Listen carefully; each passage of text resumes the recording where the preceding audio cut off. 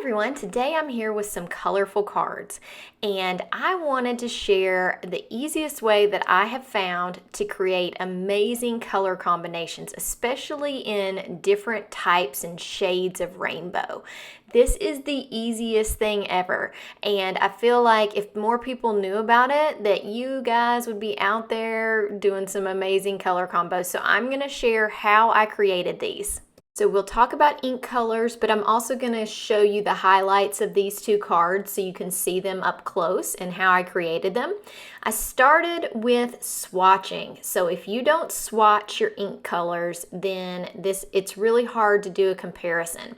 Now these swatches are in groupings of these inks. So with the Catherine Pooler mini inks, they come in a set, and look at the color combos. All of the set is made to go together. And so really, when I'm picking a rainbow, I just pick a set. So easy. You can do this with many other ink brands. There's tons that come in sets of colors. I know the mini distress inks do. I know that you can buy, if you want to do a more monotone, you can do like the Altenew inks where they come in different colors. Scrapbook.com has sets of 4 inks. But getting sets of inks when you're starting out, to me, makes a huge difference in being able to figure out these color combos. Now the way that I use this type of ink is different than what I use my other inks. I usually am not really stamping with this ink. I'm creating colored die cuts, and that's how I did this card. The other thing that you can do to create color combinations is get a color wheel.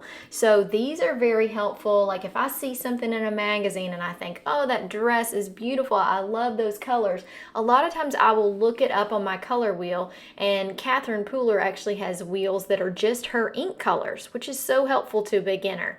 Today we're going to use the Spa Collection Paradise Fawn. This is of course at scrapbook.com. Since I am showing off some cards from scrapbook.com, I wanted to make sure you could get it there.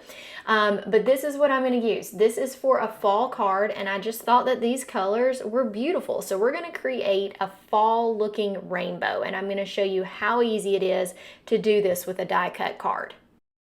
These are the dies that I'm going to use, so lots of little leaves, some acorns, you've got some options for some flowers, and it even has the word grateful, which is going to make this card super easy to make with one set of dies. So the thing that I feel like Catherine Pooler doesn't have in each of her sets is a neutral. So I wanted to pick a neutral color that I could use for the acorns. I decided I'd go with a brown color, and so I'm kind of using a parchment as my background, and I'm going to use one of the browns called Sand Castle, which you can see right here on the edge, and that is what I'm going to use for the acorns so that it all kind of blends. And this looks really good with parchment colored paper or Kraft cardstock that I'm going to use. So the way that I use these inks are to create cardstock basically in a color. So I'm just smushing the ink pad along a piece of paper, and those dies will fit perfectly in this size because they're little bitty leaf dies. If you needed a bigger section, you could color another section, but these leaves will fit perfectly in that.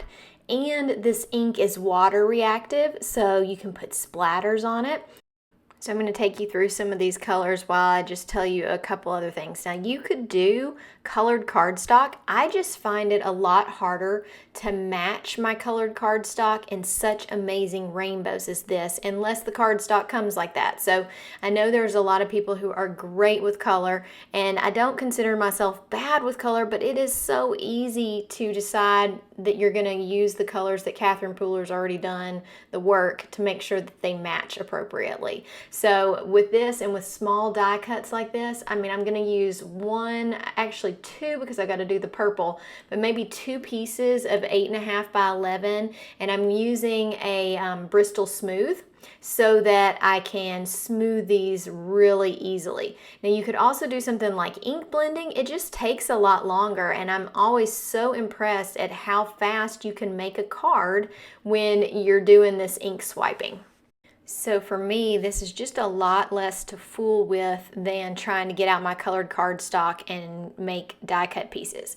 The other thing I love about it is that I can create some texture. So I'm going to show you what I did to add extra texture to this, some splattering and fun details. So I didn't record it, but I did splatter some water over this already just to give it a little bit of texture.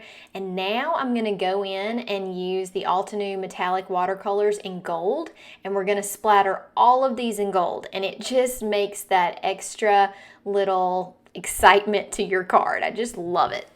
If you want to make sure that you've got a lot of gold on your actual die cut pieces, you could do this after you cut out the pieces, but I just really liked going ahead and adding it kind of spread out very evenly, and then I'm just going to go with it once I cut my pieces. And to do splatter, I do just a little bit of water on the brush and add a ton of the watercolor. You can use lots of different brushes. Just find one that is your favorite. This is my favorite splatter brush. I don't know why, I just really like it. If you want to do some really fine splatter, then you can do something like a fan brush.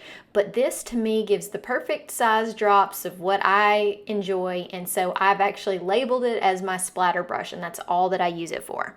Once this is dry, you can put your die cut pieces down the colors, and I just did each color one at a time so that I got some of the same types of leaves.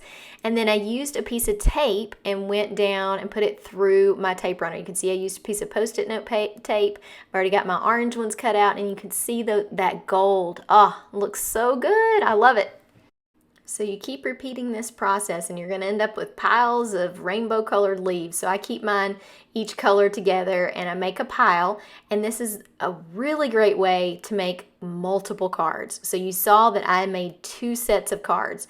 You could do this over and over again and you would have a multi-making party. You could have so many fun leaf cards when you've got these little die cuts like this and you're cutting them out, and you can just go crazy. So we will make 2 cards. I'm going to show you the background of the Grateful card because I did a little different on that, and then I'm going to show you how I arranged all these leaves.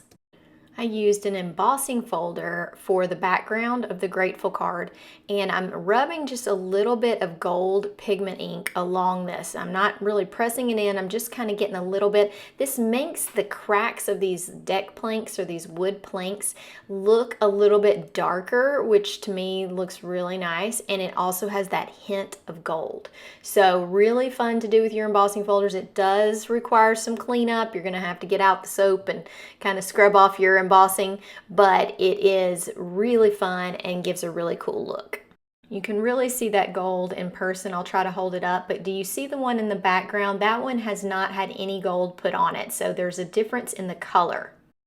So I am a little traditional when it comes to a rainbow type card, that I have to keep my colors in the order. So I usually do the Roy G. Biv, so red, orange, yellow, green, blue, and the violet. So I've got several of those colors here, and I'm going to keep them in order. I'm going to try to vary my leaves so that it just gives it some more interest. And we'll pop up the Grateful on some foam tape, and then I'm going to add some glue to the back of the foam tape so that I can stick these leaves down in there. I still may need to add a little bit of glue to the leaves, but it's kind of like making a floral arrangement. You could just stick them down behind your sentiment and it works great. So adding the actual glue can help you kind of move this around if you need to. I am going to use a T-ruler and just make sure I get it exactly correct. Pretty easy to do when you've got deck planks because you can find your exact center and kind of line things up to make sure it's level. And then I'm just going to place all these pieces and we will be done with the front of this card. I do want to show you how I made the coordinating backing to the card. So if you're somebody who loves to back your cards with just like 1/8 of an inch of another color, then these inks are really nice for that as well. So here's what I mean about creating coordinating colors. So I'm pretending like this is a colored cardstock behind this. No one would ever know I did this with an ink pad, and it matches the card perfectly. And I love with the ink pad, I can go along the edges and make the edges not look white either, and so it just looks like cardstock. Amazing. So now I have all those leftover leaves, and I've got plenty to make another card. So I just stamped a big sentiment in the middle, and then I'm adding all these leaves in order, basically in rainbow order, all around the edges like they're a frame. And I'm just gonna play with that, put this one together, and I've gotten 2 cards out of all that die cutting, which is amazing, and I really still have leftovers and probably could make a third card. So I hope I've given you some ideas on different ways to use ink pads, but also ways to use the minis from Catherine Pooler or from just any set. I know Distressing does it too, where they give you a set of complementary colors, and these are so fun. It just makes it so easy to create super colorful, amazing cards, and I love using them to color my die cuts versus trying to figure out which paper I'm going to use and make sure it's kind of in the same color family. So if this is something that you've done before, tell me about it in the comments. If it's not and you're going to try it, I'd love to hear about it. And if you have any suggestions for future videos, I always love to hear about it. So make sure to leave me a comment. I hope that everybody has a great day and that you enjoyed these 2 cards. I will put all of the links in the description so that you can go shopping if you need to, or if you just need to look something up, you will have it there. And then of course I produce videos every week, new ones at least weekly, and I'm producing tons of shorts too. So make sure that you subscribe to the channel, hit the like button, and I will see you around. I hope to see you next week. Have a great day. Bye.